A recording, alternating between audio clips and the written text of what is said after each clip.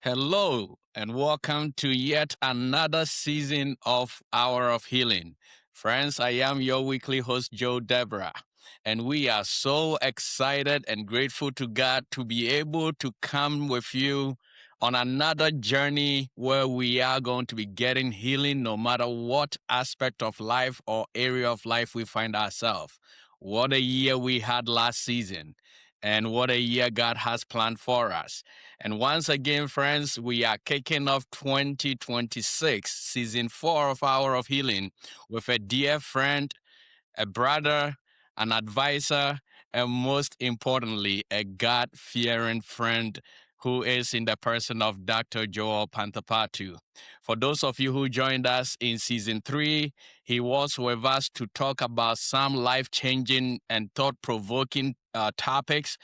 And he is here today to also share with us his wisdom, his expertise, and give us as much as he'll be able to that God gives him. He's a physician who works in the Hudson Valley area of New York, upstate. But today, our topic for conversation is principles of self evaluation. Principles of self evaluation. Dr. P, welcome back to the show. Thank you again, Joe, for having me. It's such a generous introduction. Always appreciate it and always look forward to having these chats. Absolutely. And it's always a pleasure for us. And you have been a mentor, you have been a friend, and most importantly, you have become a brother.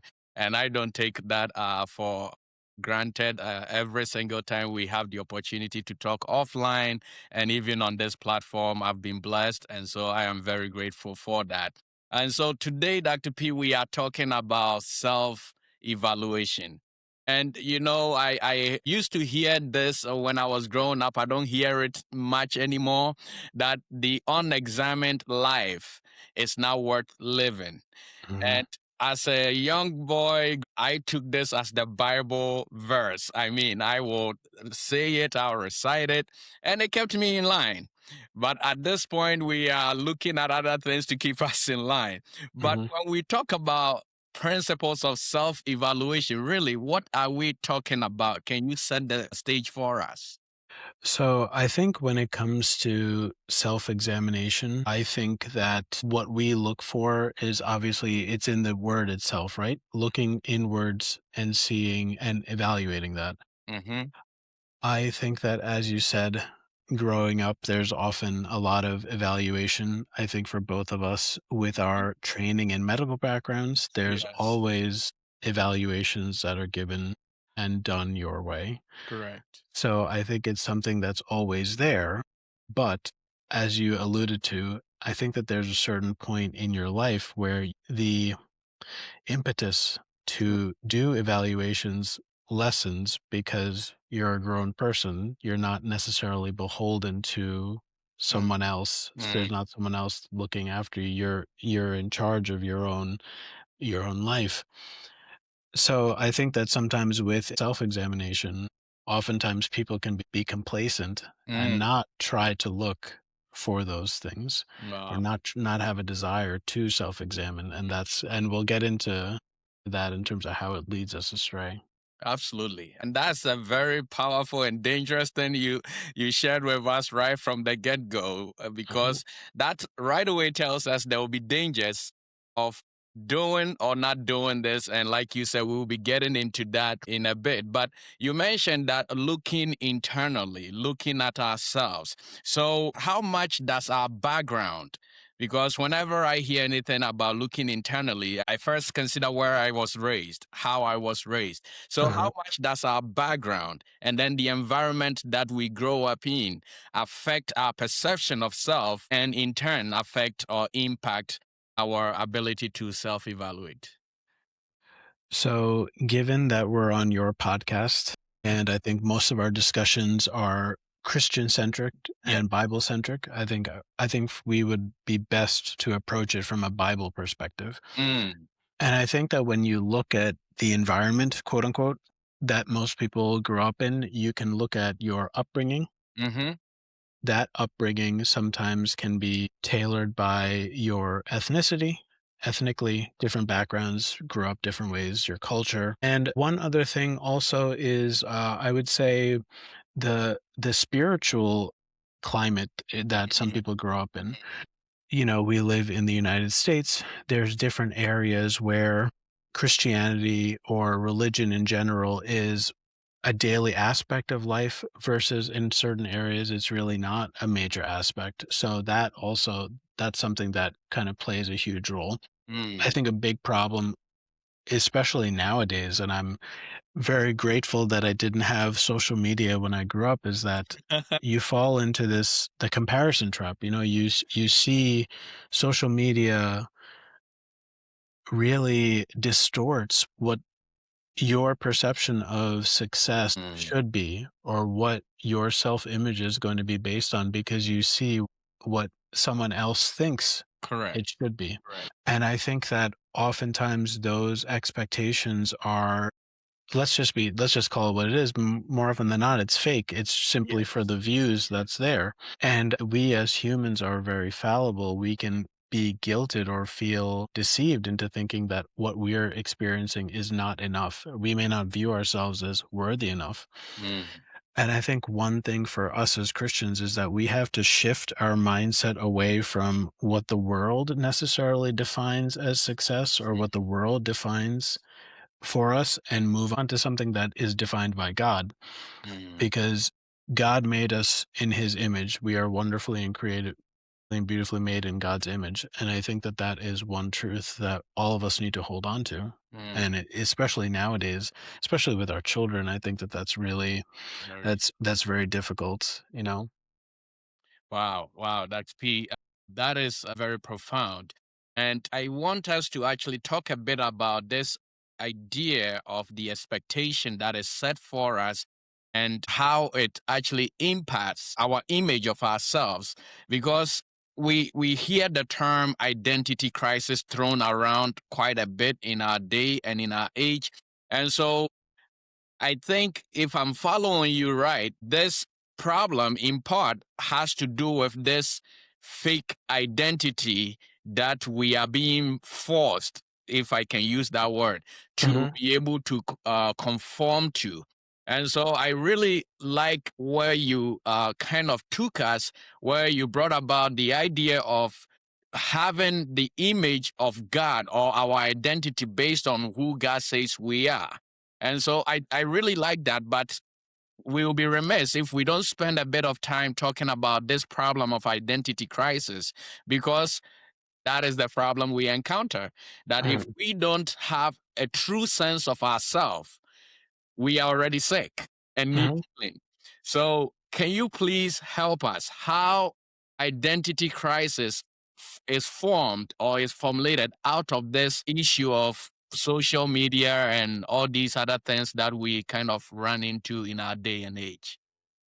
So I think we can fall into an identity crisis when we try to find ourself in things that are constantly changing. Mm, Whether that's a job that's constantly changing, wow. whether that's a relationship with significant other, a spouse, friends, those are two examples. Other things are sometimes our appearance is something where we are constantly trying to find the quote unquote best version of ourselves. Mm, Now, I think what I generally feel is that if we don't regularly check in with ourselves, check in with God, mm, I think that your identity is not defined by you or defined by God. It's defined by someone else. And mm, it's someone else that's kind of dictating what you should be. wow. And the thing is that that also will come with an internal struggle, because you may feel at odds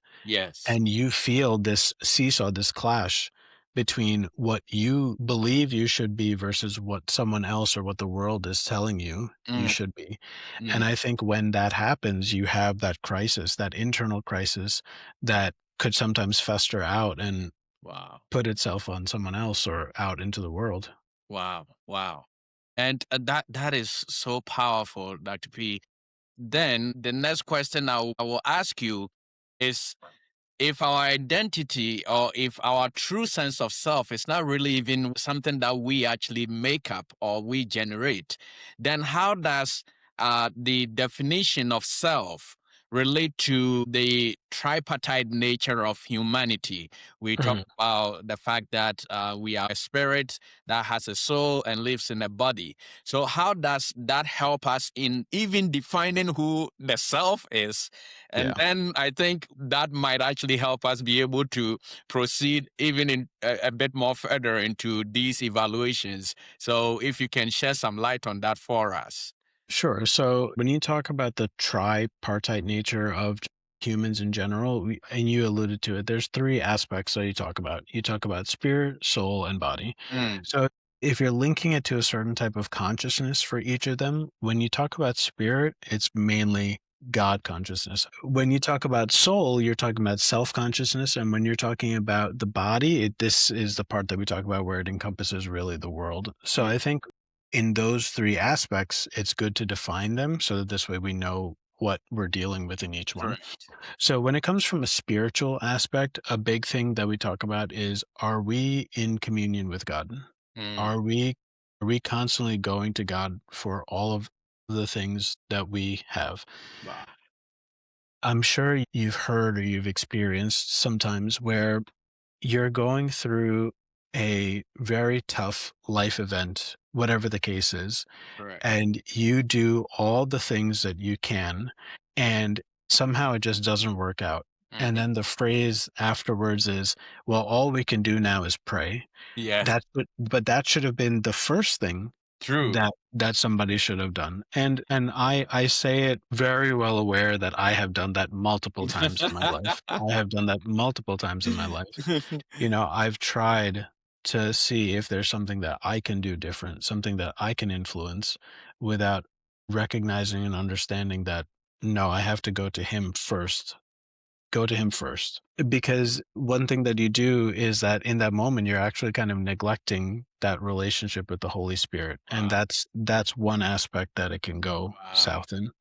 When it comes to the soul, we'd often ask, like, are the thoughts that I'm having in that moment, are they Mm, ill-intentioned? Are they wow. malintentioned? Things that I'm thinking about, am I thinking about it from a human flesh perspective, or Mm, am I thinking about it from what God wants? wow. And that's difficult. That's Very very difficult. difficult. And then the last part when it comes to the body, a big thing is we are wonderfully and beautifully created in God's image. God gave us this body as a sign of his power. We have to respect it. Yes. So that comes in the sense of, like, are we being very lazy? Mm, Are we wow. overindulgent sometimes? Mm. Do we succumb to the temptations of the flesh? All those things. So that's where, from those three aspects, it's really important in terms of the tripartite nature and self-examination. This is very powerful, and I would say I like using the word mysteries. I Mhm, think these are very profound mysteries that you have spelled out so simply for us. And mhm, I will not let you go scot free. I will have us dive into them. When you were talking about the first example you started with, the fact that we always try everything we can, and then we say, all we have left now is to pray. mhm, And there was this one great preacher who got raised from the nation of Nigeria, West Africa.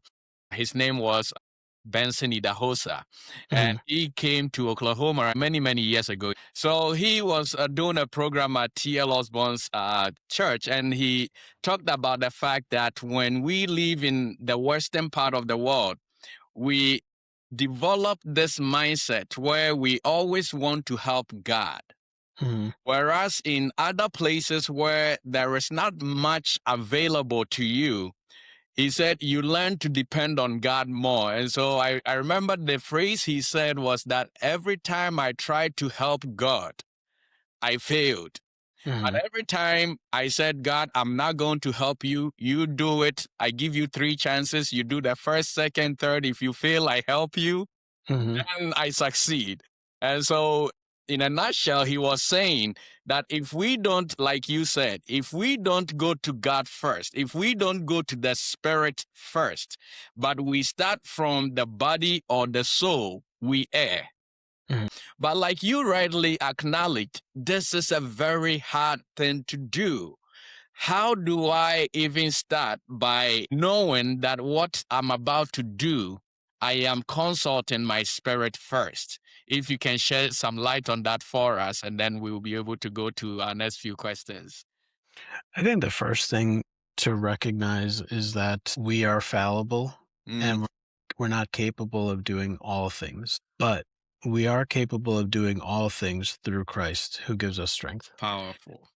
And we love that quote. Yeah. We hear that quote all the time, but I think there's power in actually recognizing the truth that's Wow. there. That if you try to go something alone, Mm. you will fail. Wow. You may short term succeed, but the long term it's difficult. You won't get past it. And the Wow. thing is that there will be something that will trip you up. So I think the first part is just recognizing and understanding that you must always seek God first. Mm. Mm. But it is something that you have to constantly reiterate and constantly remind yourselves. Wow. I think for us in our profession, I think we all may have had this experience where, high school was okay. We didn't have to do too much for high Oh. school.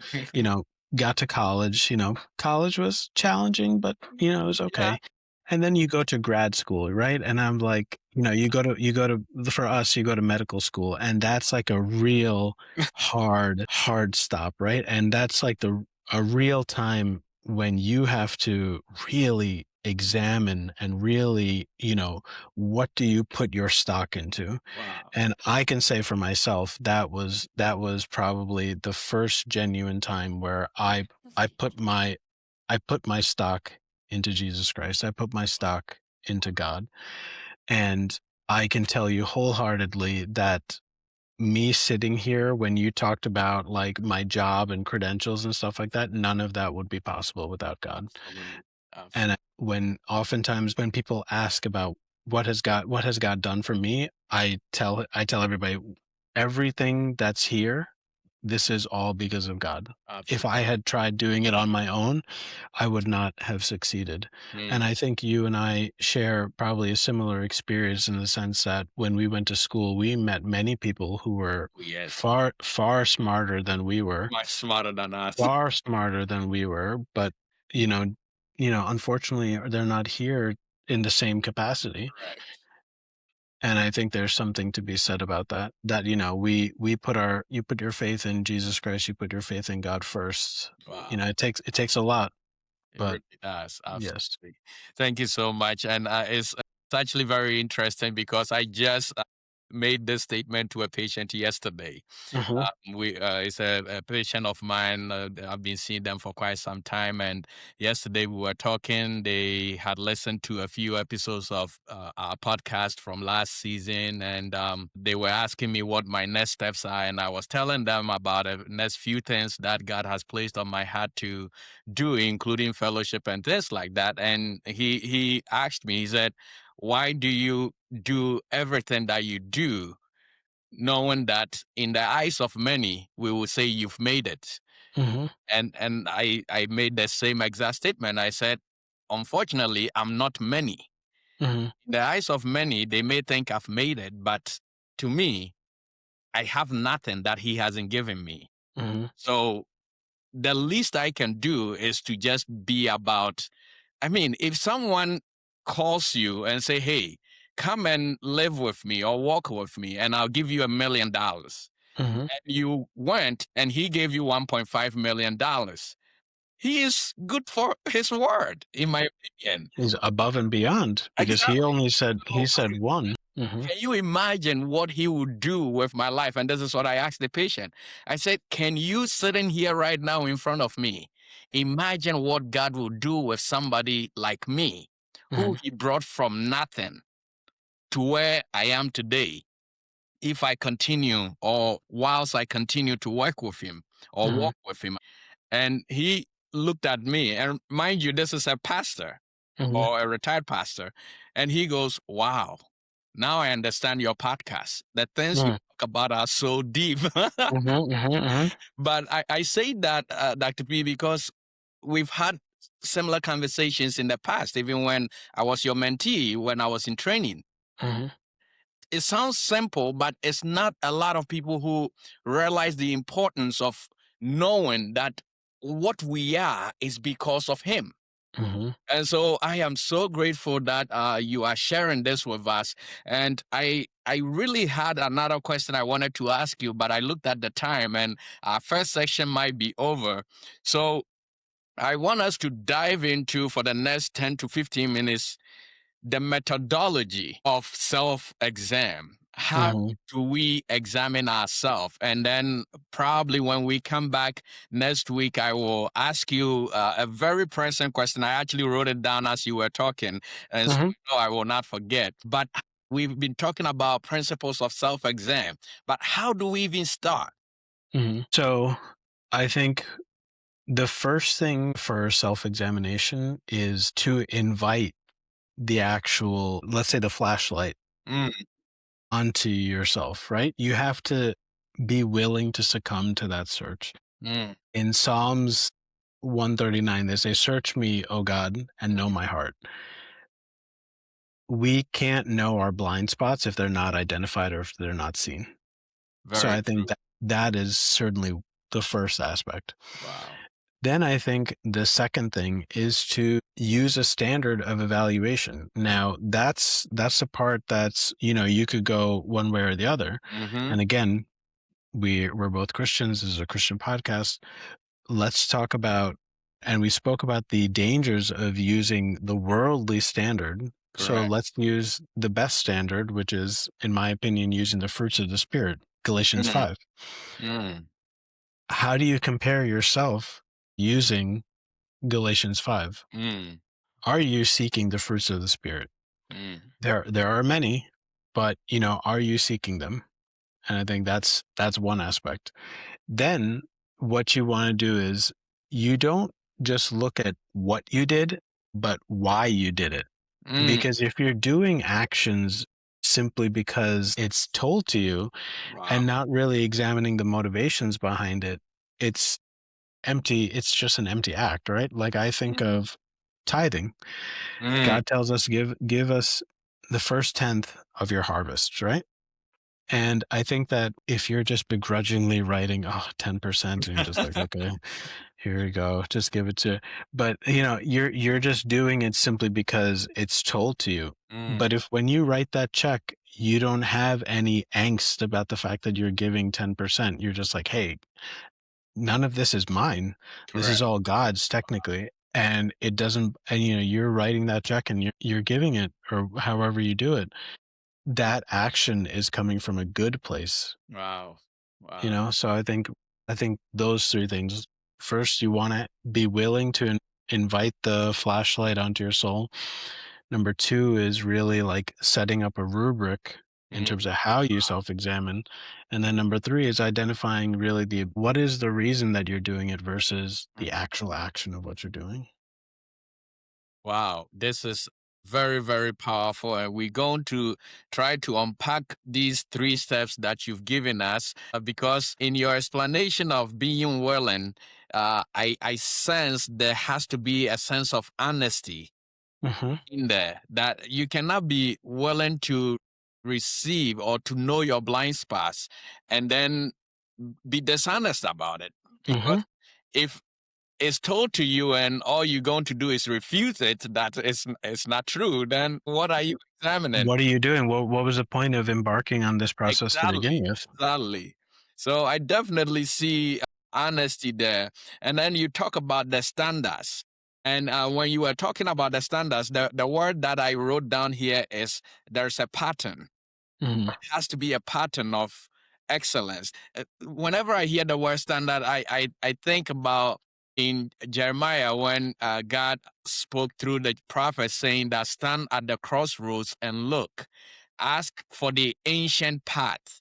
and Mhm. walk in it and you will find rest. But then that same text, it says, but you say, I want. Mhm. And whenever I hear of the word standard, that's what I think about. That there is an ancient path, there is a pattern that needs to be followed.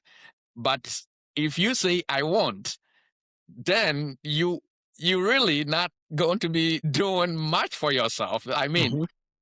it is so profound what you said. And the other thing that I wrote down when you said the what and the why, I wrote emotions.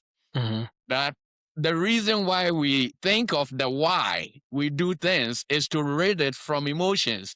But Mhm. sometimes we just do things out of emotion. So we will get emotionally sparked up one day and we are like, oh, we're going to self examine ourselves. And Mhm. so those are the three words that, just based on the short explanations you gave us, I wrote down.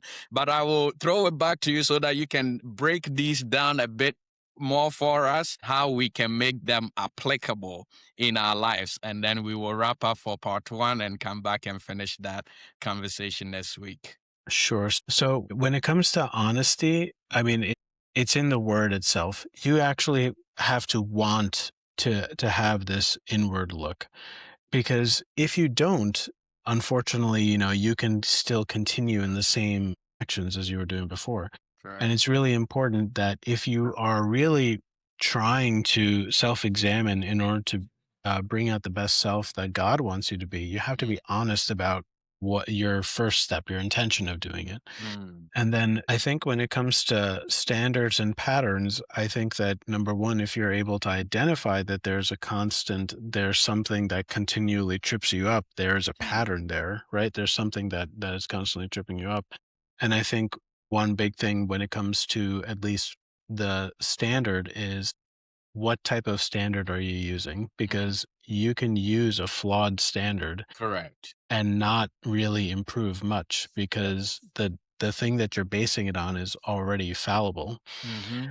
So that's one thing. And then the emotions, yeah. So I think that is profound, simply because we as humans have this incredible ability to reason Mm. different things and different actions that we do.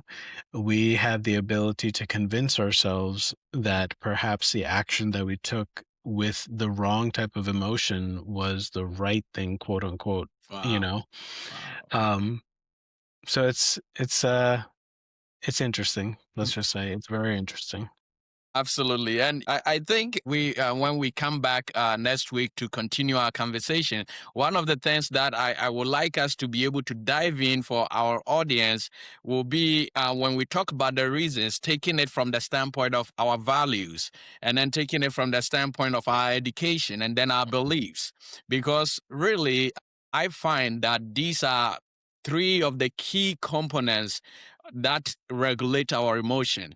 That people with a certain level of education have certain emotional responses. So people with certain values have specific emotional responses.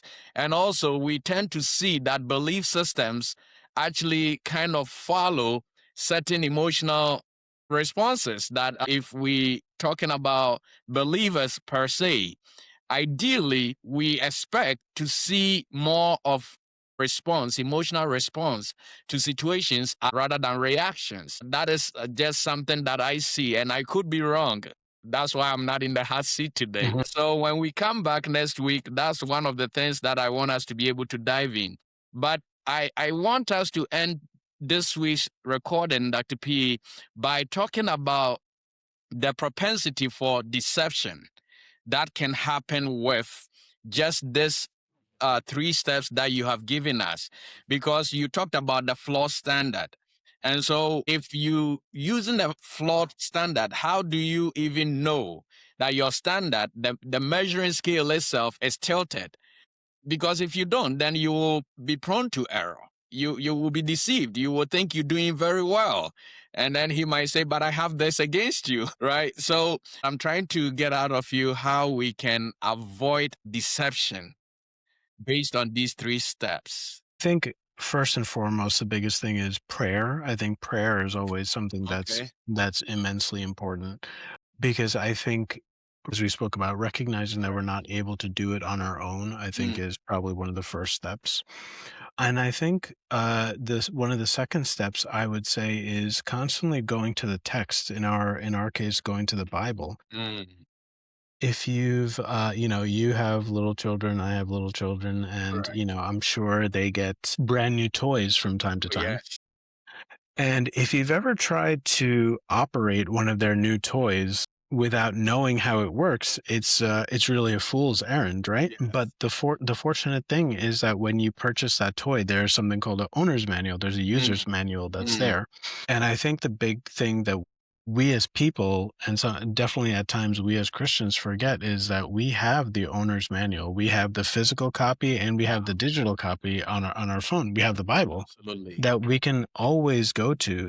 There isn't a single thing that humankind hasn't experienced that the Bible doesn't speak about. Wow. The the things may appear different for the 21st century versus back then, but the core issue that's there is essentially the same. Wow. So, you go into the Bible, constantly going to the text to read for when you're in particular scenarios, particular situations. I think that those are the biggest things.